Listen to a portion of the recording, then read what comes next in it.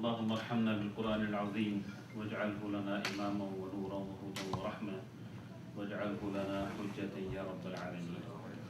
The topic is the Quran. Quran is the book of Allah subhanahu wa ta'ala. A message from Allah subhanahu wa ta'ala to mankind, to all of us. Prophet sallallahu alayhi wa sallam said, Inna lillahi ahlina minan nas. Allah has His friends among His people. The Sahaba asked, Man hum ya Rasulullah? Who are the friends of Allah? Prophet sallallahu alayhi wa sallam said, Ahlul Quran, people of the Quran. Then he said something very special. He said, Hum ahlullahi wa khassatu. They are the friends of Allah, and they are very special to Allah subhanahu wa ta'ala. So people of the Quran are very special, very dear to Allah subhanahu wa ta'ala. That is why Prophet sallallahu alayhi wa sallam said, خَيْرُكُمْ مَنْ تَعَلَّمَ الْقُرْآنَ وَعَلَّمَ. He said the best people are those who learn the Quran and who teaches to others. As we know, in all our professions, who is the best? The one who makes the best effort. Who is the employee of the month? The one who makes the best effort. Who is the champion of the game? The one who makes the best effort. Who gets the position in the class? The one who makes the best effort. So when Prophet ﷺ said, خَيْرُكُمْ, he said the best of you, or the best people, are those who learn the Quran. Do we make the best effort to learn the Quran? If we make the best effort, then we will be the best. Normally what we see, we want our children to read Quran. We take them to masjid, to the sheikh, we take them to houses, and we want them to read Quran. But do we read Quran? No, because we don't have time. Life is so busy in Canada, we don't have time.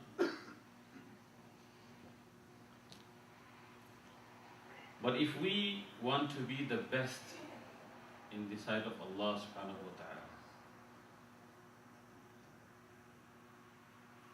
then we need to take this Quran to our heart, to our mind, into our life. That is why Prophet ﷺ said, Al-Qur'anu hujjatul lak aw alayk. He said, Quran is a proof for you or against you.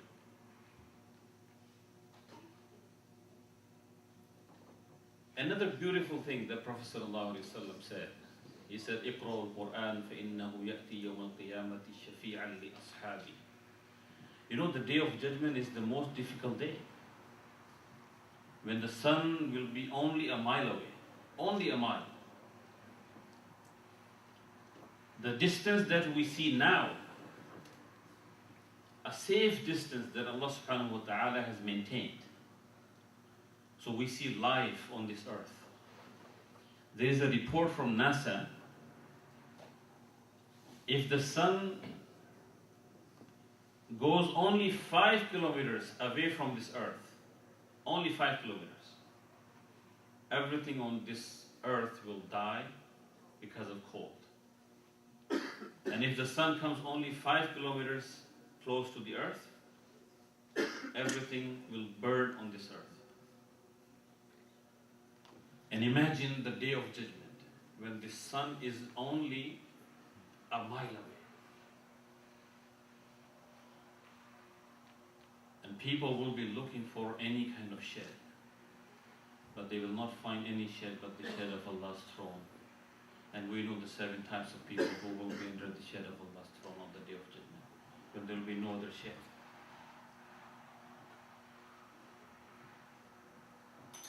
But Prophet ﷺ said, in that most difficult time, when Allah subhanahu wa ta'ala said, يَوْمٌ لَا بَيْعٌ فِيهِ وَلَا خُلَّةٌ وَلَا شَفَاعٌ, on that day there is no bargaining, there is no friendship, there is no intercession.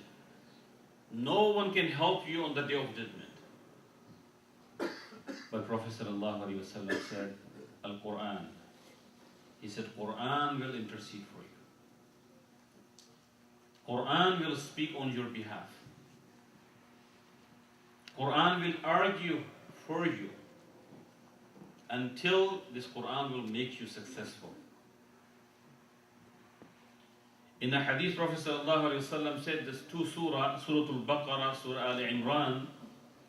He said these 2 surahs, when people who are attached to the Quran, people who are attached to these 2 surahs, Prophet ﷺ said that these 2 surahs will turn into the 2 clouds or 2 umbrellas.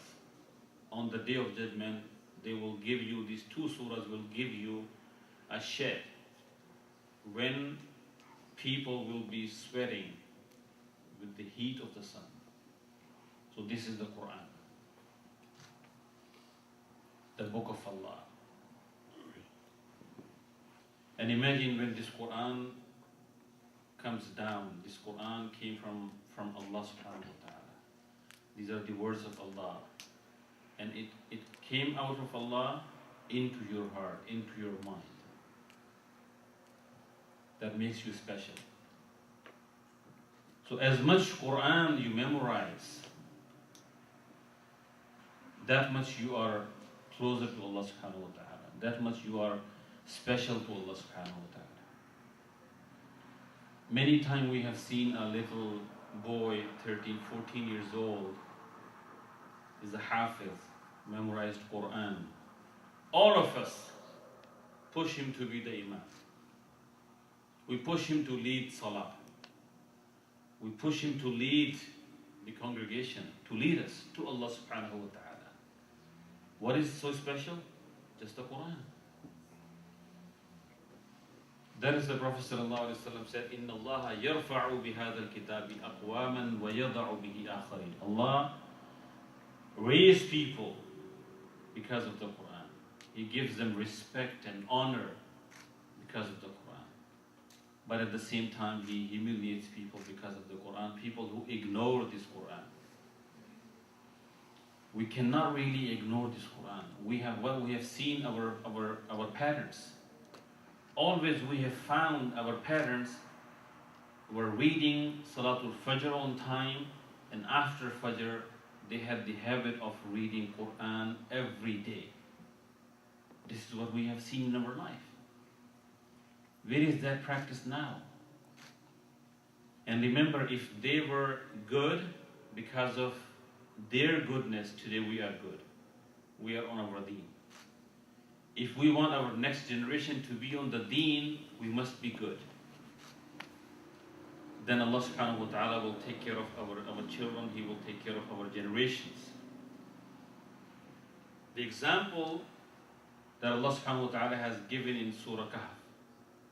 وَأَمَّا الْجِدَارُ فَكَانَ لِغُلَامَيْنِ يَتِيمَيْنِ فِي الْمَدِينَةِ وَكَانَ تَحْتَهُ كَنْزٌ لَهُمَا وَكَانَ أَبُوهُمَا صَالِحًا. You know that the wall that was about to fall, and Khizr, when he found out that this wall is about to fall and it belongs to the 2 orphans, so he rebuilt the entire wall again.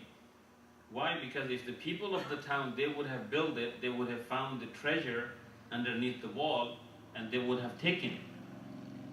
So Allah subhanahu wa ta'ala, He inspired Khizr to rebuild this wall. So Allah subhanahu wa ta'ala, He took care of the orphans.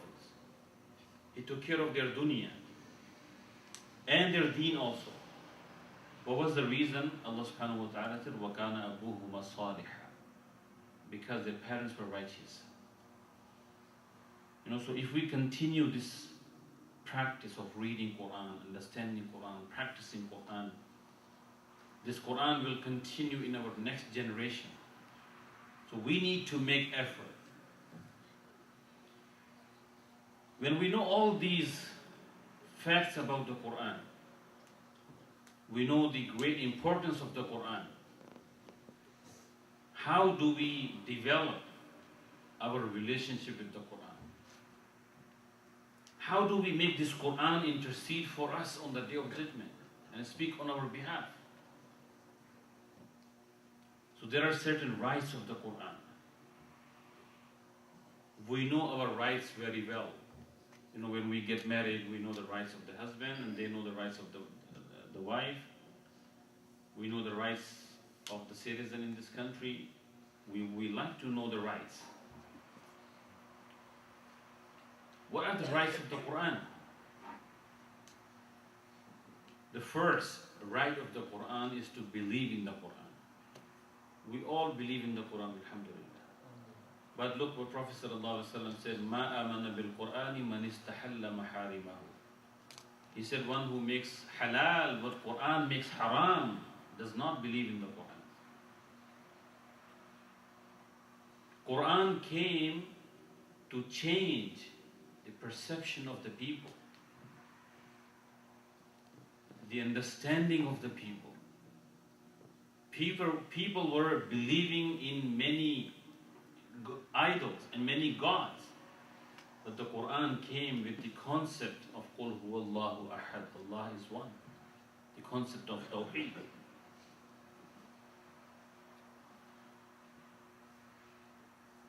People were thinking, this is the only life we have.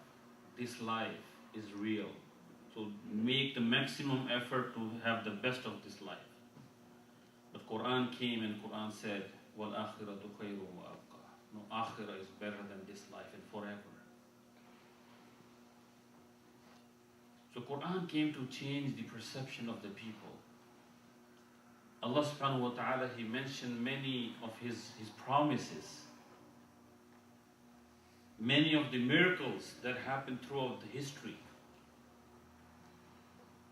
When Ibrahim alayhi salatu wasalam, he was thrown in the fire, Allah subhanahu wa ta'ala made this fire cool and calm for him. This is the power of Allah. When we are attached to Allah subhanahu wa ta'ala, we become powerful, we become strong. So this is the Quran. Believing in the Quran. Whatever the Quran says is true. Whatever Allah promises, He is the best one to fulfill His promises.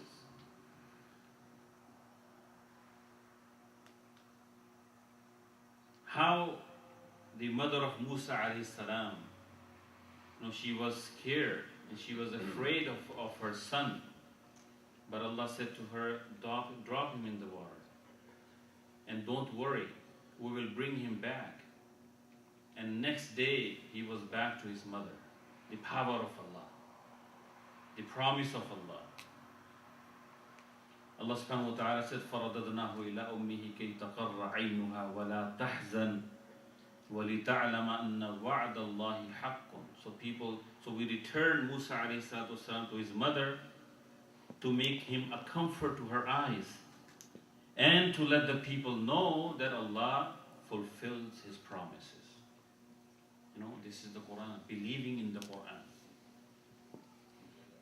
So this is the first right of the Quran. Second is to read the Quran.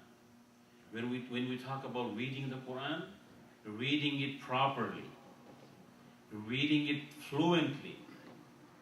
These two things are important. Reading it properly and fluently. If your son is not reading English fluently, what happens? It's your concern. Then you make effort. And why his English is not fluent? Why he can't read English properly? So we go and we talk to the teacher. We talk to the principal.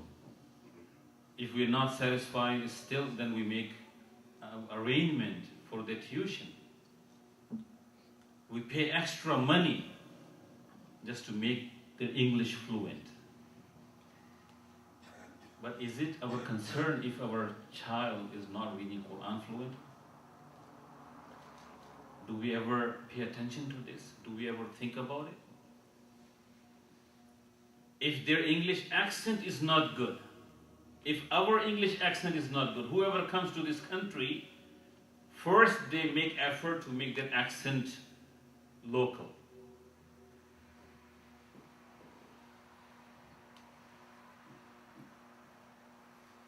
So we make effort, we take classes. So what effort we are making to read Quran properly and fluently? Until today, until now, we are reading Quran the way we want. And still we are thinking, Allah subhanahu wa ta'ala, He knows my intention, Allah will accept my reading. Arabic, some people think Arabic is not my language. I can't read it properly. Allah will forgive me. But we don't say this about English. We still try to improve. We make it better. We sound local accent. We try to make it. But this is what we need to do with the Quran. The effort to keep ourselves attached to the Quran. To read Quran properly. And remember this phrase, read Quran the way Allah wants to hear. Not the way we want to read. We are reading Quran and we believe that Allah is listening. Whatever I'm talking, Allah is listening. Whatever you're talking, Allah is listening. When I'm reading Quran, Allah is listening my reading. But if I'm reading the way Allah did not reveal, how would Allah subhanahu wa ta'ala feel about it? If I call your name wrong, do you accept? No, you don't. You correct me right away. You tell me, no, it's not like this, it's like this. No? So this is just one word. I just called your name wrong, you don't like it. But we read the entire Quran wrong, still we are thinking Allah will accept. How would Allah subhanahu wa ta'ala accept? Yes, Allah subhanahu wa ta'ala will accept after we make effort. Prophet sallallahu alaihi wasallam said, those who make effort, وَيَتَعْتَعُوا فِيهِ, and they struggle, Allah subhanahu wa ta'ala gives them double reward. One is for their reading and one is for their effort. So making effort, وَأَنَّ سَعْيَهُ سَوْفَ يُرَى, we will see your effort. So at least if we make effort to make our Quran better, still Allah subhanahu wa ta'ala will accept. And He will give us double reward for our effort. But if we don't make any effort at all, and we continue with thinking that Allah will accept, might not be. So the second right of the Quran is to read the Quran properly, or read the Quran the way Allah wants to hear. The scholars say, if you don't enjoy your reading, no one will enjoy it. People who are listening to your father, your mother, your teacher, people around you, whoever is listening, they will not enjoy. If you don't enjoy, they won't enjoy. So when you're reading Quran, enjoy this reading. Make your sound beautiful. زَيِّنُوا الْقُرْآنَ بِأَصْوَاتِكُمْ. Beautify the Quran with your voices. And when we read the Quran beautiful, Prophet ﷺ said, Allah puts His attentive ear. He listens to you. And His angels, they come down with the rahmah of Allah subhanahu wa ta'ala and sitting with you, listening to your Quran, enjoying your Quran. Then third right of the Quran is to understand the Quran. All our life we read Quran without understanding. This is the only book in the world that people read without understanding. A great injustice to the Quran. If you have a medical background and you start reading a book of engineering, you won't be able to read it So what do you do? Do you still continue and finish the whole book? No, you just close it and put it back. But Quran, we start from the beginning and we finish the entire Quran. We don't understand anything, but still we continue reading and finish the whole Quran. In the ayah, many of us think that Quran is a book of reward, the book of blessing. Yes, Quran is the book of reward, the book of blessing. But at the same time, Allah subhanahu wa ta'ala, He added further. In Surah Sad, Allah subhanahu wa ta'ala said, Kitabun anzalnahu ilayka mubarakun. We have revealed this book to you, a book of blessing, as a blessing. This Quran is a blessing for you. But then He said, لِيَتَّبَّرُوا آيَاتِهِ. So you ponder over the ayat of the Quran. Quran is very easy. Many times people think Quran is not for me. No, it is for the scholars to understand and then let us know what it says. You know, this was the understanding of the Christians. And this is what they did with their book. They left it to their rabbis or their priests. They will understand and they will teach. They will let us know what it is. But this is not the case with the Quran. Quran is for all of us. Quran is for every human being. And you know, entire Quran contains about 500 ahkam, or 500 ayat are related to ahkam. And rest of the Quran, 90% of the Quran is about the maw'idah, nasiha, advises, talks about the concept of Tawheed and the Risala and Akhirah, about Jannah, Jahannam, history of the past nations.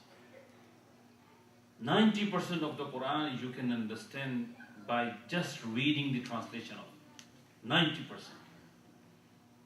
And just because of that 10%, many people think, it's not for me, I cannot understand it. Have you tried to understand? When you come close to the Quran and you start practicing the Quran, Allah will make you understand the Quran. As much you practice the Quran, that much you will understand the Quran. So understanding Quran is important. This was the practice of the Sahaba. Prophet ﷺ, he asked the Sahaba, in that time, Buthan was a marketplace where people would buy and sell horses and camels. Buthan. Prophet ﷺ asked the Sahaba, أَيُّكُمْ يُحِبُّ أَن يَغْدُو كُلَّ يَوْمٍ إِلَى بُطْحَانٍ.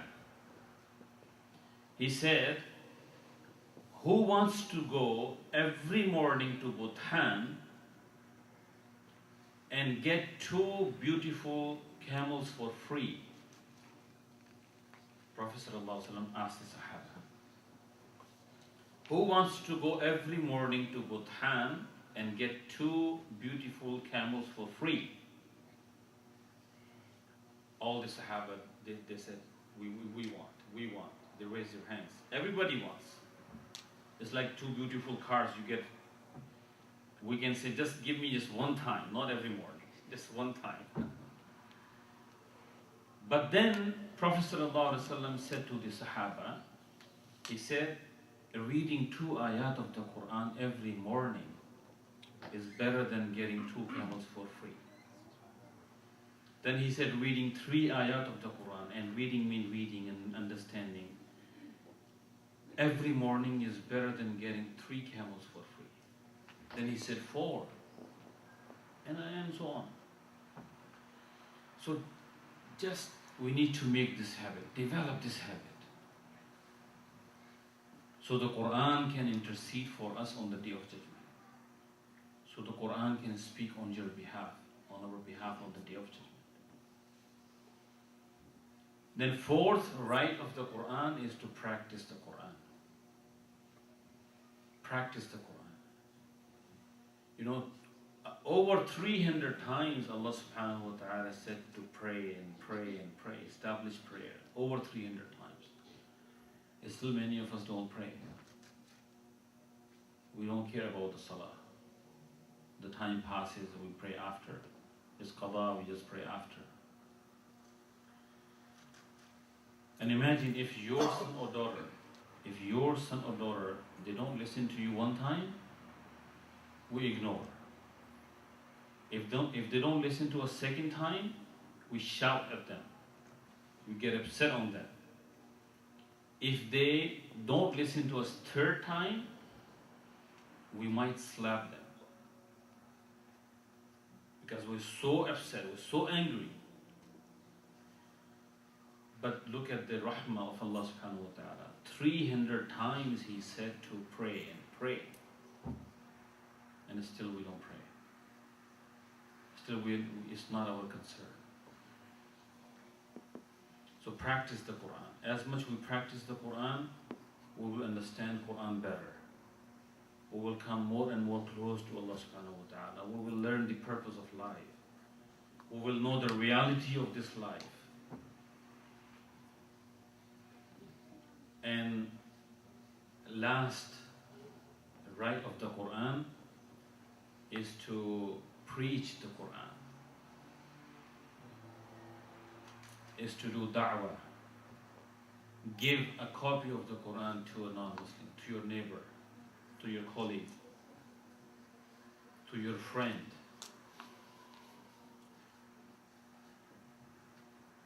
Make them read the book of Allah. Now if you give them the Quran, you have done your job. Now you make dua. Allah will guide them. But it is the responsibility. You know, some of the Sahaba, they used to say, every Muslim is responsible to convey the message of Allah, same as the Prophet ﷺ himself. So we all are responsible. Because this is what Prophet ﷺ said in his khutbah, Hajjatul Wida'.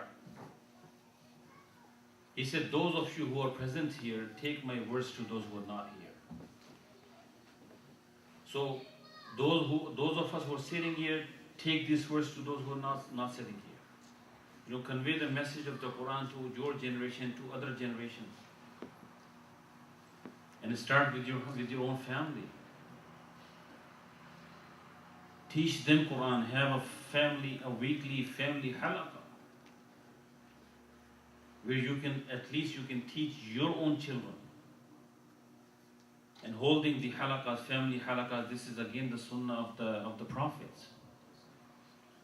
You know, teach them Quran, teach them your values, teach them your deen. So these are the 5 rights of the Quran. To believe in the Quran, to read Quran properly and fluently, to understand the Quran, to practice the Quran, and to preach the Quran, to convey the message of the Quran to your generation and other generations. If we fulfill these rights, then remember, this Quran will intercede for you on the Day of Judgment. This Quran will speak on your behalf. And Allah subhanahu wa ta'ala will forgive our sins. He will continue this deen in our next generations. He will take care of us in this dunya and akhirah. May Allah subhanahu wa ta'ala help us to understand.